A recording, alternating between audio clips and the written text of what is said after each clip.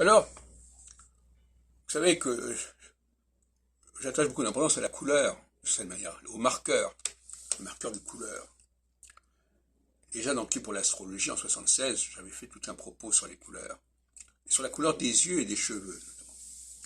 Et tout à l'heure, j'écoutais une émission où on parlait de Marseille, et quelqu'un disait, ah mais moi, vous savez, moi j'ai les yeux bleus. C'est une expression qu'on n'emploie pas tellement à Paris, je ne l'ai pas entendu. Les yeux bleus, ça veut dire que je ne suis pas étranger, je ne suis pas arabe, je ne suis pas africain, parce que tous ces gens-là, ils ont les yeux foncés. Donc les yeux bleus, ça veut dire je ne suis pas de cette catégorie-là.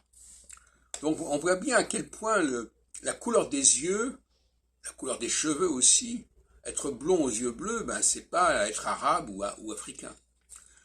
Tout ça, ça joue dans l'esprit des gens ou dans l'inconscient des gens. Et c'est pas complètement idiot non plus. Ça veut dire qu'il y a des catégories.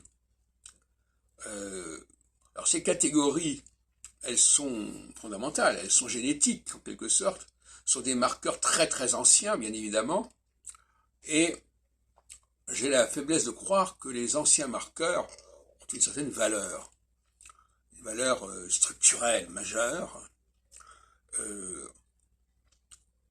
dont il faut tenir compte, et qu'il faut savoir instrumentaliser à la limite. C'est-à-dire, c'est ce qu'on fait.